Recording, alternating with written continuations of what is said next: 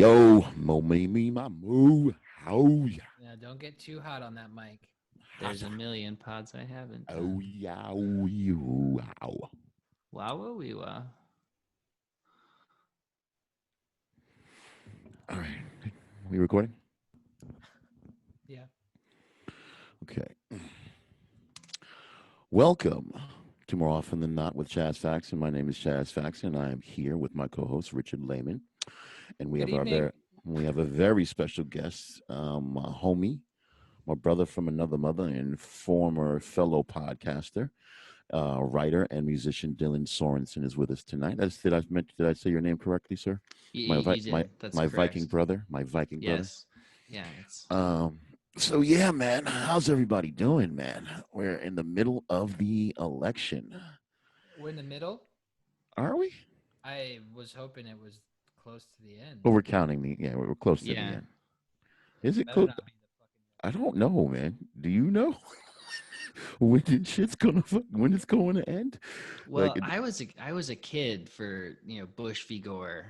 What was like? How does that feel I went to relative? I Because went to that I went to bed that night and Gore had won the presidency and I woke up and he was not the winner anymore. So I that's can how that tell felt. Jesus. you exactly where I was at that moment. It's very interesting that you bring up that memory because that's probably the first time that I was like, I don't know. Most of the time you kind of have an idea, more than an idea who's going to win the presidency, at least throughout the 5 or 6 elections that Hmm. I've been able to experience. And that was the moment in time. I was sitting in bed, laying in bed, Sure. looking at late night television, and it just came up that he won, and I was just like, my heart sunk in my chest. I Well, didn't even hold know. on. So you're saying, but they didn't announce that till the next day that he.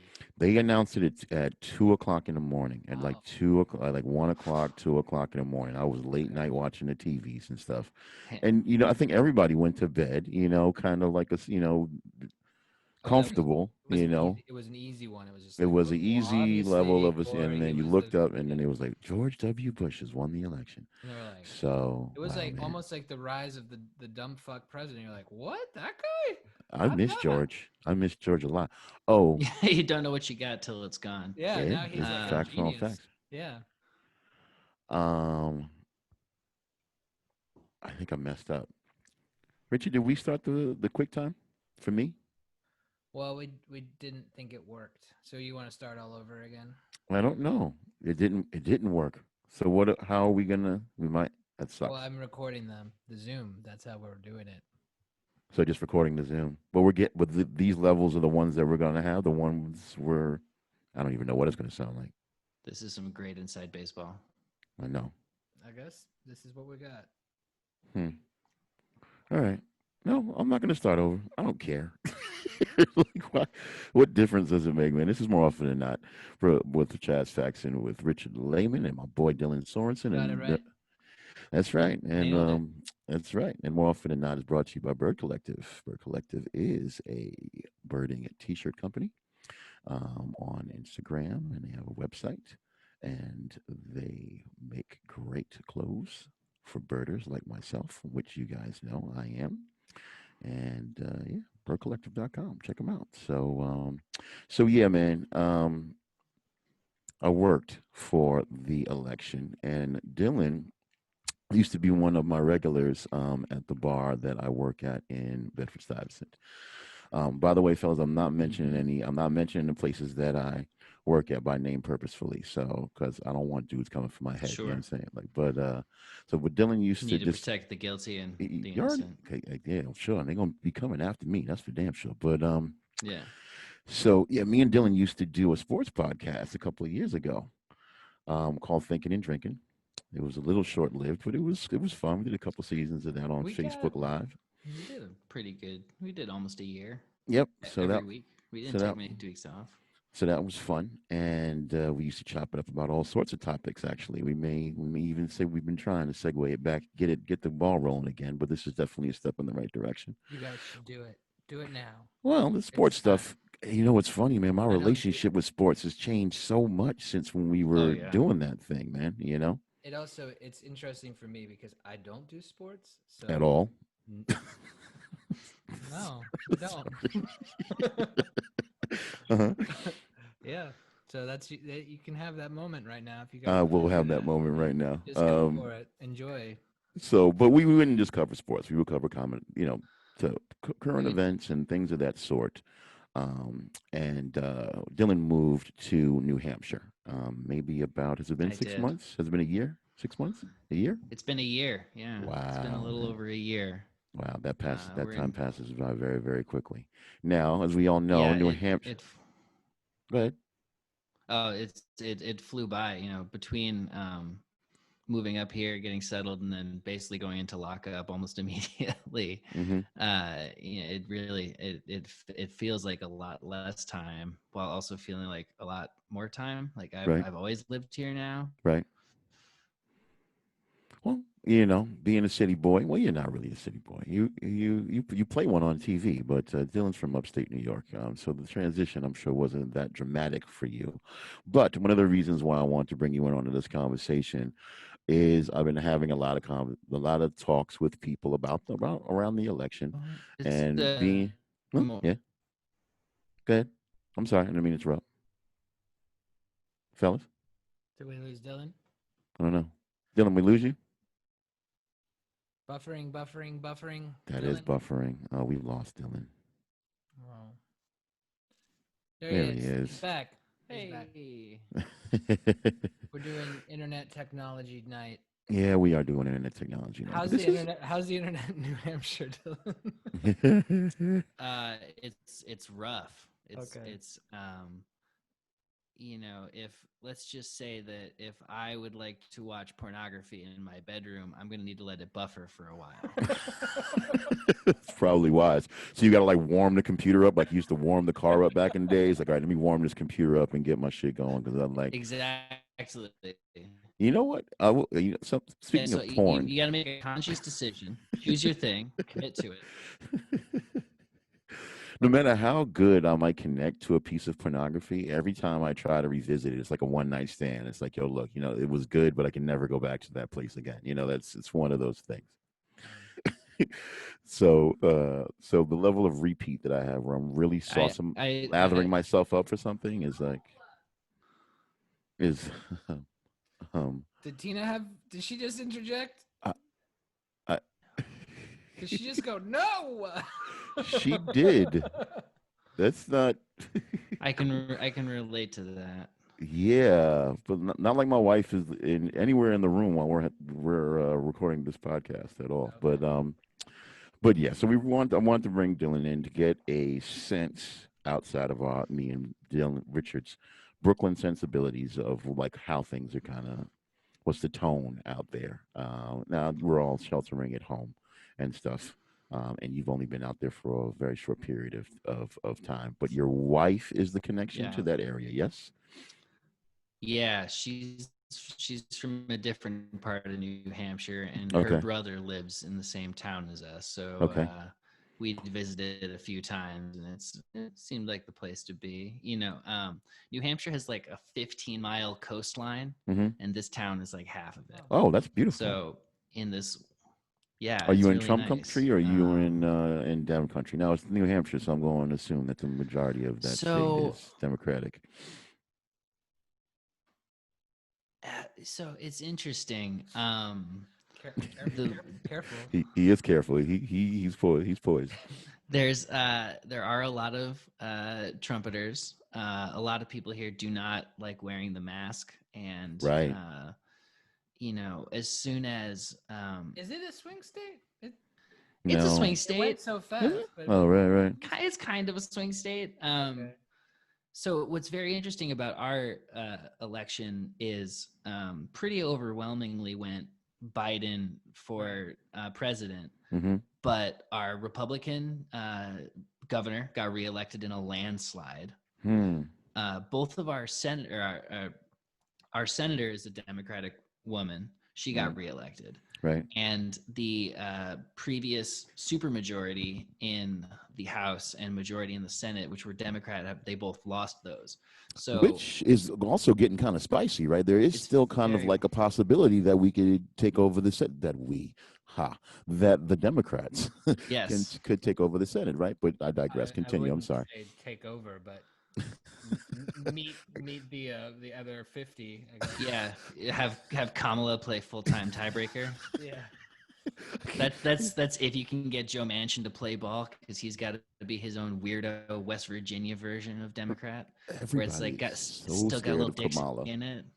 I, Kamala is kind of terrifying. I have to admit, like as we kind of get closer and it's really not fair with the stutter. And you brought this up in our last conversation, Richard. That the stutter makes him seem more feeble, than what you would think. Which I don't think is the case at all. But I'm losing my mind. I'm definitely getting off track. But so yeah, so the Trumpeters have they been really strident? Does that create like a crazy dichotomy up there in New Hampshire as far as like Yeah, when you talk to people about stuff, or if you even talk to people about stuff? uh, it's not fun to talk politics when the protests started for the George Floyd murder and Breonna Taylor. Um, a lot of the people that I work with were like, I support the concept of not killing black people extrajudicially, but did they have to, smash a storefront? Jesus. And so I got into a number of shouting arguments with my chefs at work because they got this shitty valuing property over lives attitude, and it's you know New Hampshire people do really seem to have that libertarian streak through them where they don't really care about other people as much. It takes all of the Democrats I know in New Hampshire are transplants, except Hmm. for my wife and her brother, who, It kind of goes like that when you're coming out of New York City. I'm going to yeah, assume, yeah, because of the bubble that we live in. um,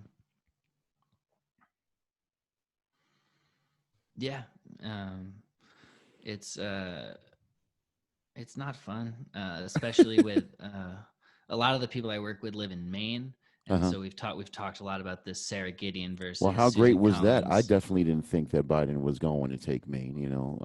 No, and that's That another weird one. Who is voting for Joe Biden and Susan Collins? Who is that? What weirdo Venn diagram is doing that? So, That's what do you think that's that these juxt? I'm sorry, go ahead, Rich. You were saying, Richard? no, I never thought of that. That's the mix. I Well, didn't. what do you think that these um, juxtapositions are indicative of? Because I was talking to my aunt who's in Georgia right now, and I mm, could only imagine what type of stresses she's going under. And oh, I kind of went into the conversation loadedly, like, "Yeah, how you feeling?" And she's like, "I ain't worried about nothing." I'm like, "Okay." But when you look at all of the maps that they've been showing us continually for the past 48 hours, and you look at certain yeah, states, you can see very directly that the lines are being drawn between the inner cities, which are more populated and more younger, and then as you spread more further out, it gets less populated, but it gets more red and red and red and red and red. And this is even in swing states and in places that have been predominantly red or have a huge bias in one direction. The majority of all of the polarization seems to be happening between the inner city, the suburbs, and the rural areas. So the just what I mentioned that to lead into the complexities of how all of the social dynamics are happening state by state. And there's a lot of juxtapositions that, especially the Trumpers, seem to have when it comes to their sensibilities and their electorate. So, do you think that this is people just kind of intellectually or emotionally being confused, or just because Trump has muddied the waters so much that people, or feel connected to Trump in one way, but fundamentally, they're going to, vote for their local politicians in order to maintain mhm, that level of continuity and conservatism that comes from it. I'm just shooting, yeah. shooting ducks with a barrel at this point, right?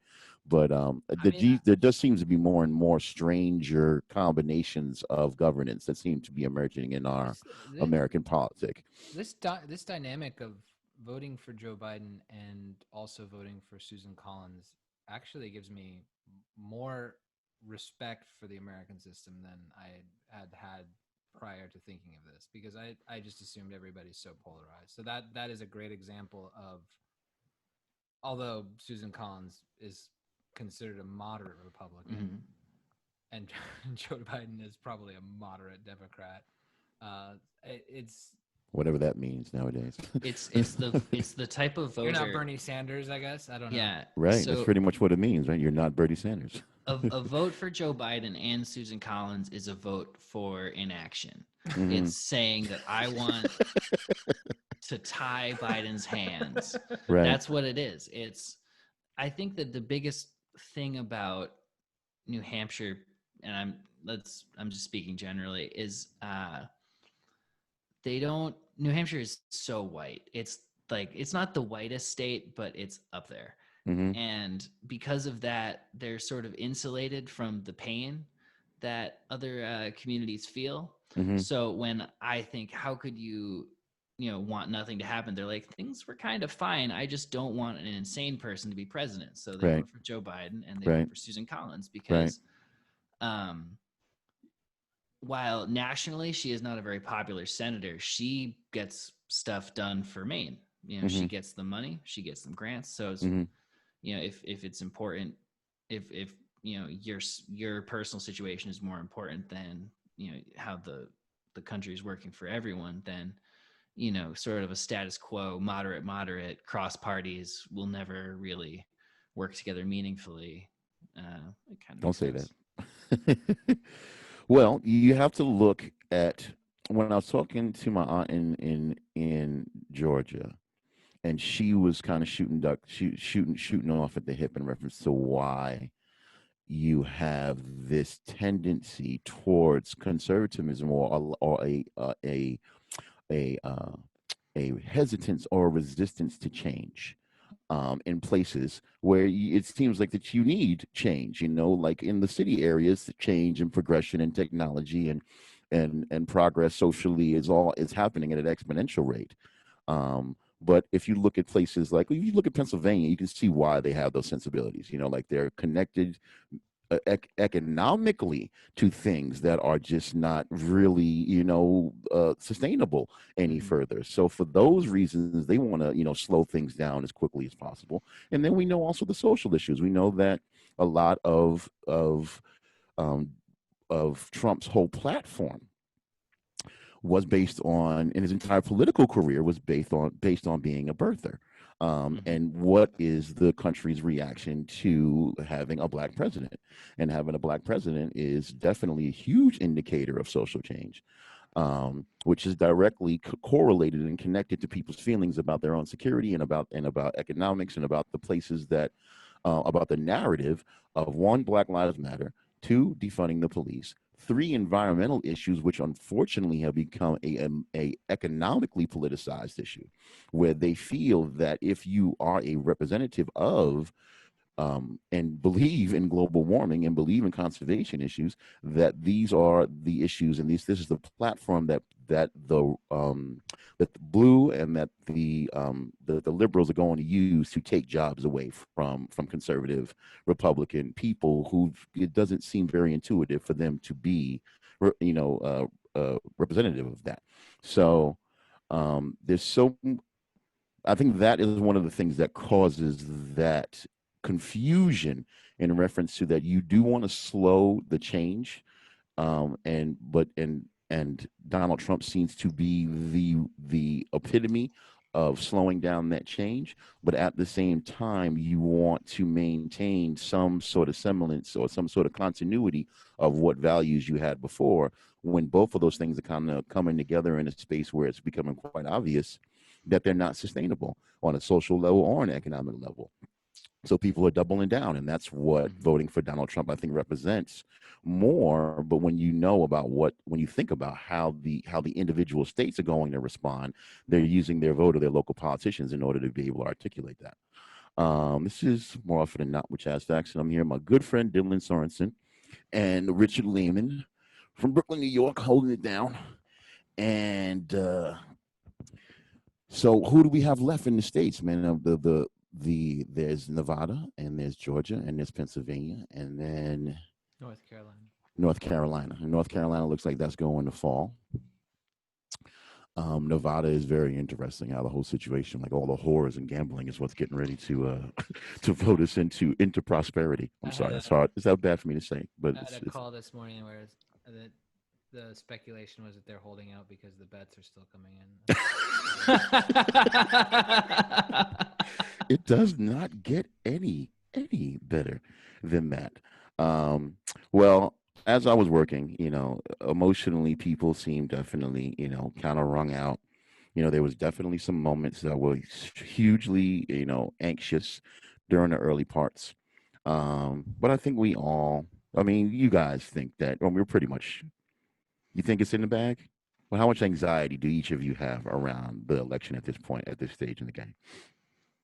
Considering that if, based off what I know, Biden winning right now, he would get 270, and based off the other electoral votes, Trump would get 265. I'm feeling pretty scared, just because we didn't do a sweep.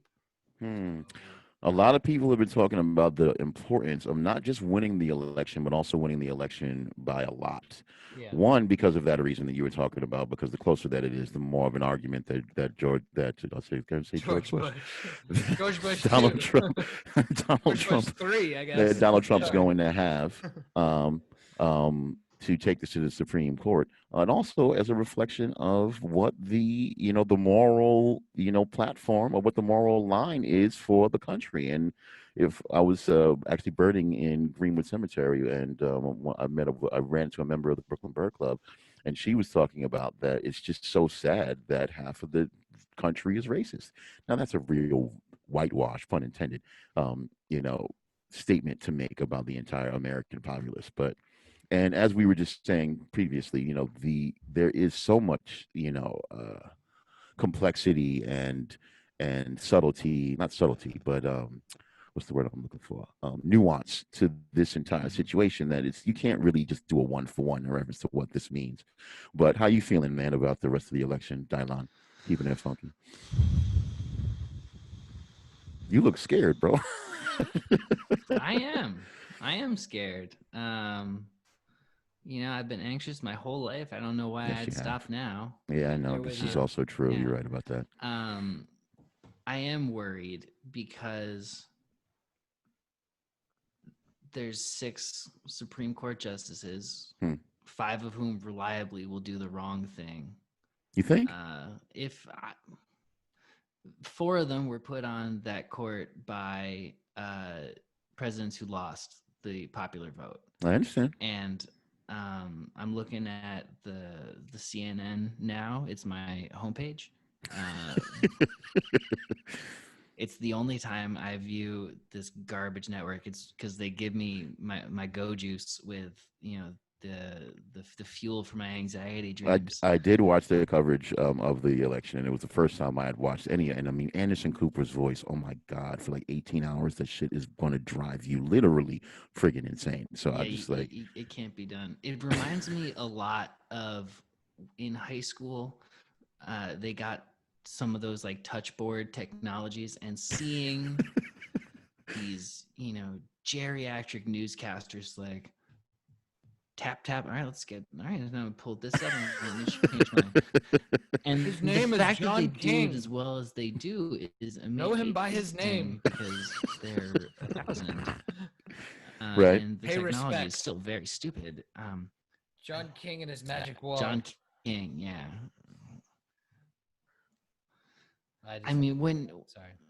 his and he's doing a great thing because these marathon telethons that he's doing are just Well, my whole thing is what drugs is he doing once the camera goes off, man? I was surprised to do. I was like, when they kept showing him from the medium shot, I'm like, this dude don't even have any pants on, man. mhm. I'm sure he's going in and doing straight speedballs, and it was leg, right after he gets off stage, because I mean, this dude's been doing this, just talking and talking and talking and talking for the past, like, I don't even know He's how got long. a banana bag hanging from the between his shirt and his jacket.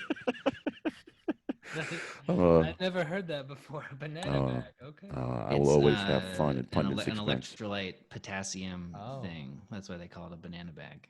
Okay.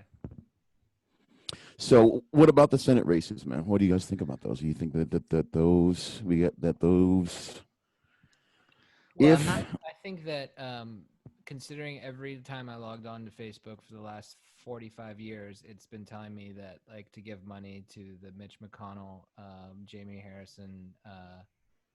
What? No, that's sorry. Amy McGrath is Mitch Amy McConnell. McGrath. Sorry, right? my bad. Two other crazy races, but that both lost immediately, like within 5 seconds of the fucking night starting, which was just fucking annoying as fuck. And I think it was unexpected. Did you expect for there to be a little bit more fight in each of those races? Yeah, like the way that that's what I'm saying from this Facebook marketing. I just was like, wait, this is like we're so close, so close, so close, so close. No, we weren't close at all. Thank you. I was just like, what? Yeah, I mean, I like that. thought Jamie I mean, that's Harrison had a chance. yeah, me too. I mean, and even in the well, because Mitch McConnell won so fast, then we looked to that race, and then I mean that went pretty quickly too. I And feel good. I talked my wife out of donating to You Amy felt good McGrath about last minute. talking her I out feel of good about talking her out of it. I was like, that's wasting your money. You don't. She's not. She doesn't stand a chance. They love. That's They so hard. love. But that's like voting in New York. It's the same thing. You do it for the it's Sure. you know. But I was looking at and kind of trying to YouTube restudy the Electoral College. And I didn't know that Congress has already, on that both sides have taken shots at the Electoral College at different moments in history. At one point in time, it even passed in the House, which is another amazing fact that I did not know. got full Um, right or something. do you think that this voting cycle is going to push that as an agenda more and more against to the American people? And I think there's going to be more with the fact that we've had two presidents that have won without the popular vote. Do you think that's going to be a hot button issue moving forward This is in the American first politics? election that we had split up electoral votes per state, right? So Nebraska and Maine were able to give a selection of the electoral. So I think Nebraska gave one to um, Nebraska went to Trump, right? Hmm. It gave Hmm. one to Biden, and the same actually went for Maine, where Maine did not completely win. It gave most of the electoral votes. I don't know how Well, many. that was the other funny thing about Maine's election, which probably saved our ass, which was that what was it? Best choice. What system do they use in that? They In have that ranked choice. Yeah, ranked choice. this is Wow, from this is a result. ranked choice for the center square Yeah, for the win. result from the 2016 election, which is pretty cool that there's something new happening. Right? Yeah.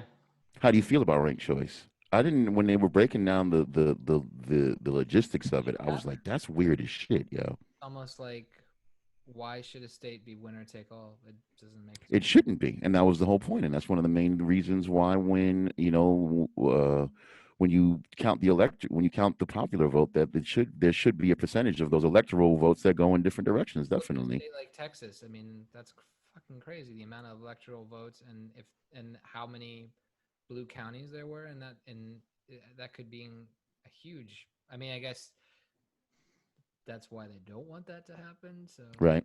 I don't And know. Now, Mister, to be fair, on the flip side of that, if you start splitting it up, then half of, or a third of New York's delegates go red. A significant portion of California's do as well, because And then you have this whole thing where you just like start to get to like, are we just going to use the popular vote and actually have the yeah, voice of the well, people? that was I something don't that I think had we'll suggested in ever. a couple of conversations about because every other democracy in the entire world uses a popular vote, and we use this Yeah, bullshit electoral college. I mean, go ahead, Dylan. I'm sorry. the Electoral College is what's the term? It's affirmative action for white people. Wow, it is. Well, we know that. And We know that. it elevates the value of their votes. Well, every single time that it went Good. through, when it went through the House, it was the South that ended up stonewalling it because we know that we don't have that type of population equity, that type of political capital equity, that in order to be able to keep presumably a civil war from happening is the reason why they even keep the Electoral College in play. And the fact that it's continued on to this extent, while we have these smartphones in our hands and it's more than enough reasons for us to start transitioning from something else. The fact that we have this seeming, and I think a lot of people, if I don't know, I don't know how this election reflects upon the electoral college. Is really what the question is. Really the question that I'm kind of asking. I don't know if it puts it, if it makes it more beneficial, or if it keeps it, if it maintains the status quo at the end of the day. Well, You know, 4 million more people have voted for Joe Biden than Donald Trump so far, right? and obviously all the So votes that's need a to be check counted. in order to keep the electoral college at least for the time being, right? So presumably, Well, intuitively, what I think that the biggest reason to get rid of the electoral college is it would encourage everyone to vote more. right? Um, as growing up upstate New York, a lot of conservative families in my family's social circle who were like, "Oh, yeah, voting doesn't fucking matter because New York City cancels us out. We need to secede." Well, So, that was one of the things that I learned from my research about the electoral college was that because the swing states change based on a lot of different factors, that the value, the literal value of those votes from state to state, and and the mhm. way that it oscillates is kind of counterintuitive to what we think about what democracy is in a lot of different ways. Um, so I don't know. I think that you're right that these failures pushed people to the polls tremendously. So that is definitely a good thing that people are engaging more. But I don't know. Well, Chaz, let me ask you a question. I Do don't you know. think there is a single issue that we could get passed as a constitutional amendment, meaning 2/3 of both houses and 2/3 of houses in uh, both houses of 2/3 of the states? Hmm. Do you think you could get what was I it mean, like? it should be global warming, right? I mean, presumably, right? You would think that that would be an issue that people could get behind, and eventually they will because they'll have no freaking choice. You know, at the end of the day, when it comes to the sensibilities of this podcast and my own, things that I do at my time and the birding and the Mm-hmm. conservation element in my personal life. That is something that wasn't intuitive. I grew up in Brooklyn, New York. Most of the Sure. people I grew up with don't care about conservation or care about the environment at all. And I'm an older man, so I won't be here, quite honestly. The stakes aren't very high for me when it comes to that. But we see the trends, especially in younger voters, more leaning towards that. So if that isn't a priority now, it's definitely going to become a priority down the line. But I think when you think about the polarization of this election, a lot of it is keyed into the direct sensibilities, the reflection of the sensibilities of that you're either with that program or you're trying to hold things down and trying to continue to invest in a second industrial coal economy, or you know that global warming is around the corner and that we got to do something fast, and you vote based on that platform, on that issue. I don't I It's as much as I would like to think, and I do think that a lot of people in the suburbs or outside of the urban areas are voting directly upon the defund the police sense of narrative, which is such a false narrative at the end of the day, because just because of the bad use of language to describe what type of reform that we want. I felt they did the exact same thing with Black Lives Matter. I've never really liked that as a slogan. I recognize how much of a lightning rod that can be, but I think that that was also purposeful because people wanted to draw a certain amount of attention to it. Okay, fine. Now it's a huge, worldwide movement. We got every, soccer teams in England putting it on there on the soccer pitch. We've gotten the attention that we've had to it. So I can't be too mad at it, even though I know that the language itself kind of leaves it vulnerable to all levels of interpretation, especially from people who don't share in our sensibilities. Um, so we're going to, moving forward, you know, and what my hopes are, and not necessarily from either of these candidates, but when I think about the American politic in reference to how the direction that it needs to go to, regardless, is that we do need an issue like that. And you would think that global warming would be it, but we do need something in order to be able to unify people that concerns and affects all of us. If you were going to have a push for removing the electoral college from our democracy, um, but intuitively, I would say this election, puts a check for the electoral college instead of not. And I think that it would be. I hate to say it, that my own biases would show that if Trump would have won the election, I would probably say it would. I would feel the opposite way. So, and I think Mm. that's how most people are feeling right now when it comes to the government or any of our systems. That if our guy didn't win, then obviously everything is failing, and I don't think that that works either in any way. There's an So yeah, interesting, you know, thing that keeps coming up in my head around, you know, whether or not Joe Biden was electric enough. Like if right. it's just squeaking by. If we do, fingers crossed, at the time of this taping. Well, everyone talks Um, about Kamala. That Kamala has all yeah, this. she also, was very early to get out of the race compared to some of the end of the. Extremely. That was a surprise to me when it came to the election She cycle, was most she certainly. was really awesome until she got on the debate stage in the Democratic debates, and she kind of. I But you knew also that Joe Biden slid her ass over to the side. He was like, "Yo, all mean, right, Joe your Biden homegirl." wasn't great in those debates either. It's just my point is that people knew that everybody keeps going back to the fact that he was the safe choice, and Hmm. the I don't agree with The that, by the way. Pennsylvania factor and all this stuff, which will in the future we'll know better, but we don't know now.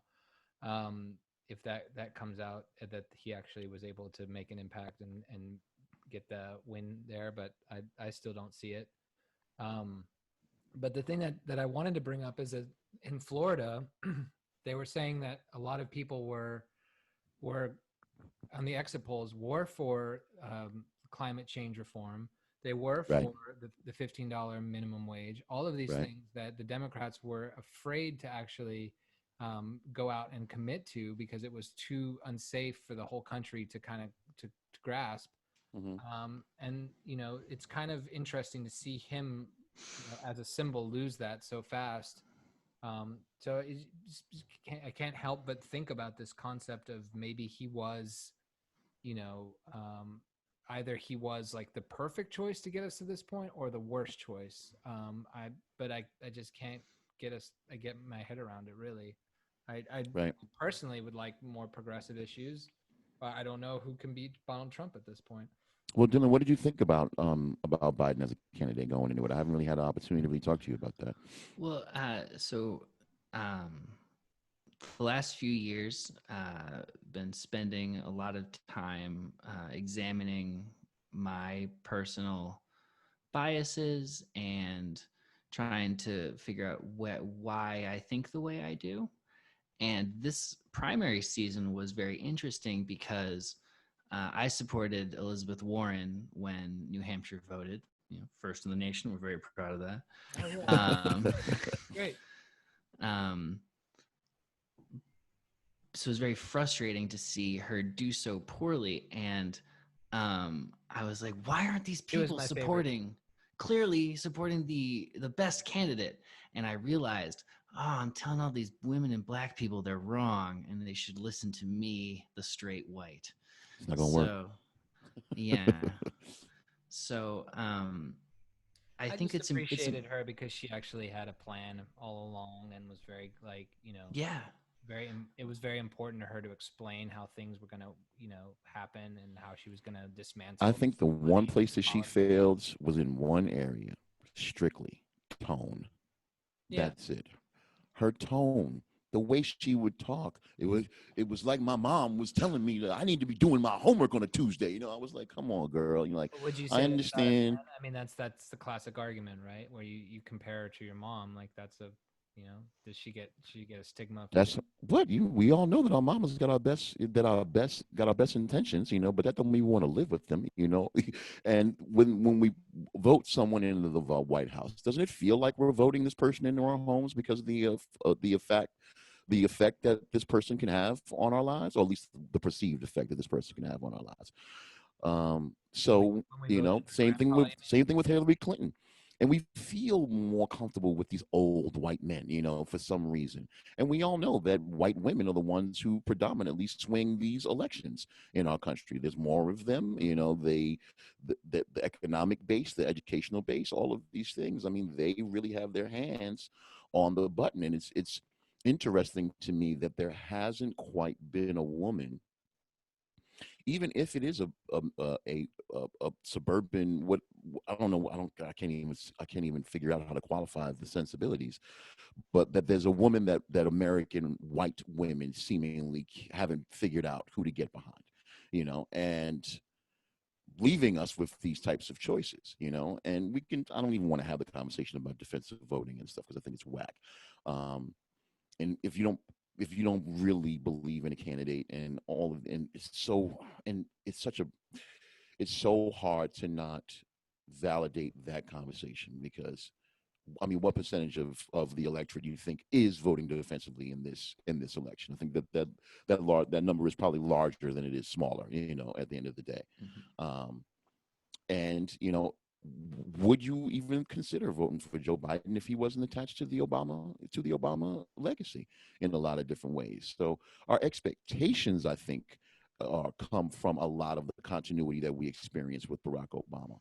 Yeah. Outside of this knee-jerk reaction to get a xenophobic, rapist, racist out of the president's office, Mhm. um, the amount of things that he's done, and I don't want to say that, but I do know what the conversations were like, and you were there, Dylan, Mhm. when uh, when Trump first got elected, and people were, the fact that the planet is still here is kind of a little bit, I'm sure, little bit surprising to certain people.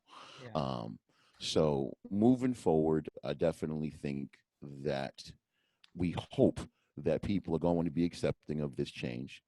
It's been fundamental to our American voting process and voting culture since the inception of since the founding fathers. Um, and we've also seen and recognized that we've accepted a change in our freedoms and in our liberties based on pragmatic and necessary reasons. Um, and the continuance of that metamorphosis of our country and of our democracy seems to continue to happen, but it seems like it's happening in a very random and chaotic way. Do you think that Joe Biden, if he wins, is going to be able to? I don't know if steer the ship is the right answer, but one of the reasons why we wanted a huge for it to be very distinct, for the win to be a landslide, is so that that doesn't create a reasoning for there to be a physical divide of the country. Um, and people are all talking about, all sorts of hyperbolic, civil war, martial law. People have been throwing around all sorts of crazy freaking words recently, and we know that we've seen it happen throughout history that is a possibility. I think in the modern world, it's a less than a probability, but we've never been in a more polarized situation since the Civil War. So, what do you think? What do you think about Joe Biden if he wins? His possibility of being able to pull the country together after the fact. Do you think he's going to be able that's going to be possible, or we're going to be in a really bad situation moving forward if Joe Biden wins the election? Richard, you start. I think it depends on the economy. Sadly, Money, that's all. yeah, That seems yeah. that that's A lot all. of my conversations at the bar have Well, all come down to that. That's the lowest so common denominator, low. especially for these white supremacists or Economy these is people. raging, then nobody says a damn thing. So, That's right. You're right about that. It's true. but I think that one thing that I think that is very important that needs to be said about Joe Biden is that we have an opportunity to not be so insular again and to have Mm-hmm. more foreign, ties and talks and be on a global stage and not be laughed at again. I think Right.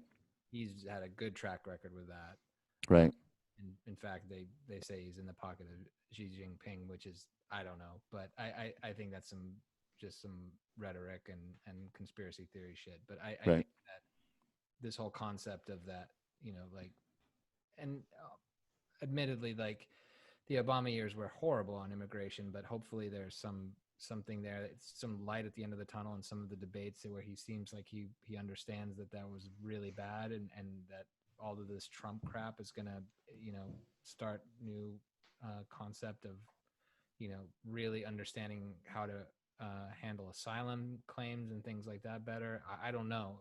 I just think that those are some easy starters for ways that we can heal from Trump. I don't know. That's what I've got. Do you think it'll happen in one? I think it might take some time. I think that's probably the main point that I'm trying to make is that this entire situation has been so Of traumatizing course, yeah, no, to the narrative. yeah, You know, the United States had a great story for a long time. As much as we were racist and all this crazy shit that we did, our story was still a compelling one, and people was coming from all over the world in order to be here. So now, we all know that they've already taken the polls that that the United States story is diminished. It's definitely been diminished, right. um, and that we're going to have to take steps in order to be able to reingratiate ourselves to the rest of the world. What are your intuitions about how things are going to go moving forward, Dylan?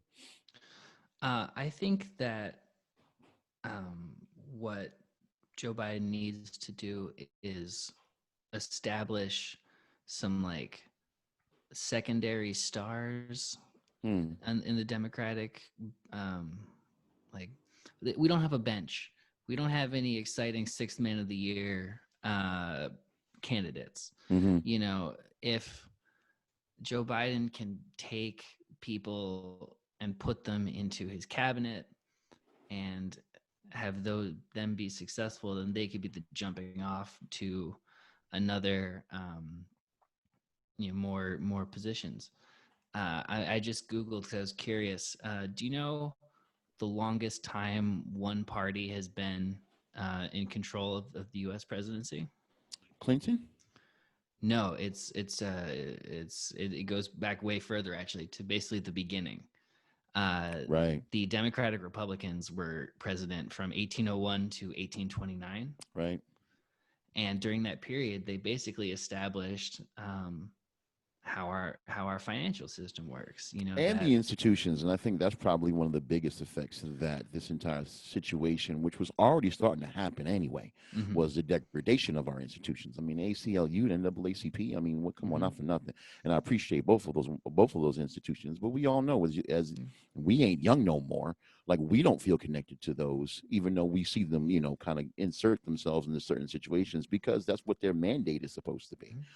Um, that we're going to need new institutions to create this continuity, to create these connections, in order to create a new to help with the transition of change.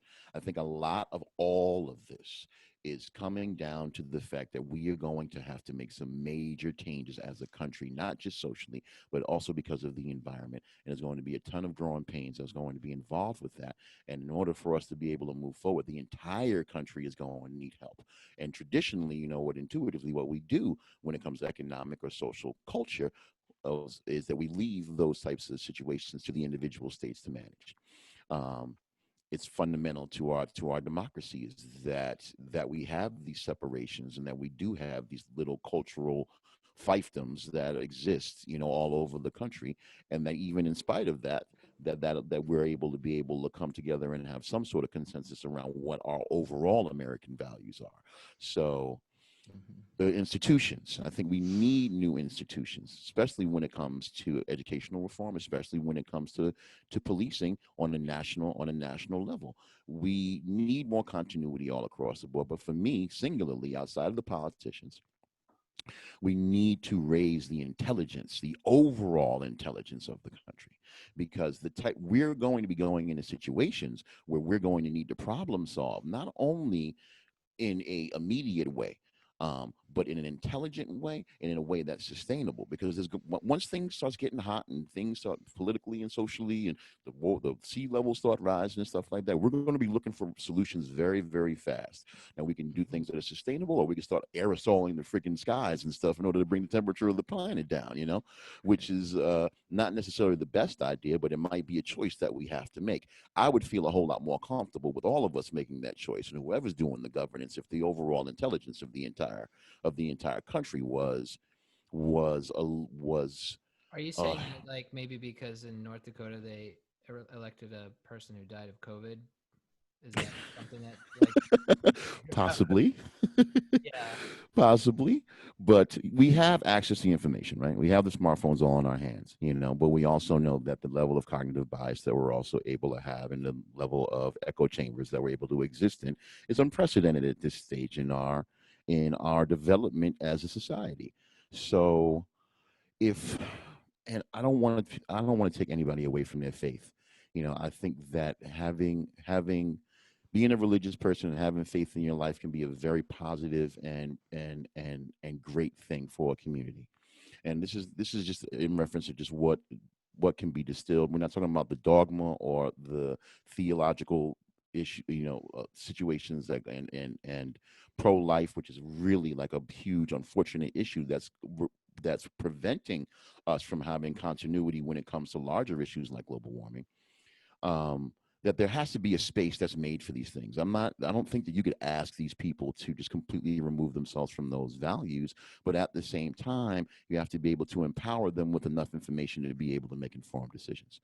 So this is more often than not with Chaz Faxton. I am Chaz Faxton with my homie, Richard, my man's in them, Richard Lehman and Dylan Sorensen. And this podcast is brought to you by Bird Collective, which is a birding t-shirt company.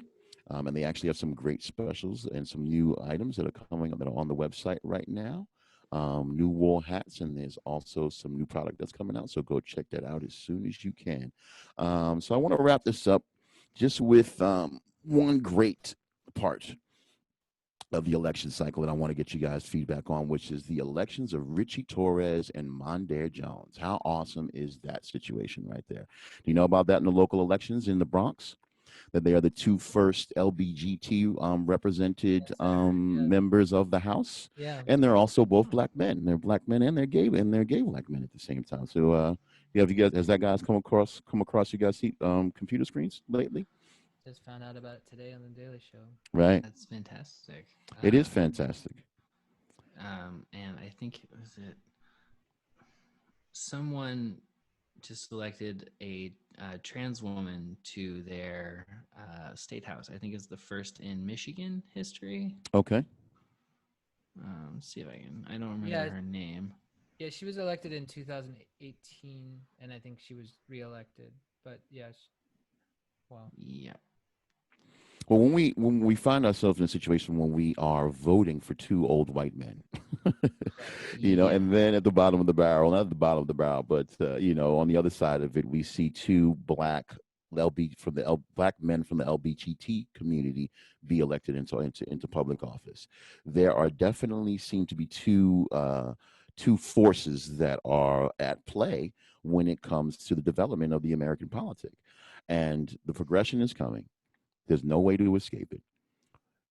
There's going to be some growing pains. We've already seen millions of people now die from COVID-19. I don't think we haven't heard talked about ISIS or Afghanistan or wars or any of that stuff in a very, very, very long time. Nobody needs any of this smoke, I'm saying, to be jumping down and be going down Mm-hmm. in the United States. And we need to have more tolerance. And for the fact that it also happened in an area like the South Bronx is something that should be that should be encouraging to you as well. One, because the median income there is way more along working class and the working poor. And two, you have a very heavy conservative quotient up there. I think one of the district that I forget which one of the guys that one of the two elects. One is a 65% white district. Um, so these are all really good indicators that things are kind of heading in the right direction. It makes me hopeful. I'm glad to have this conversation with you guys, this intentionally recorded conversation with you guys. Um, and I want to thank you, Richard. And I want to thank you, Dylan, for giving me this time. And this has been more often than not with Chaz Faxton. And we are going to see you later. see you. Thank you so much for having me, guys. Great talking to you. All right. Take care.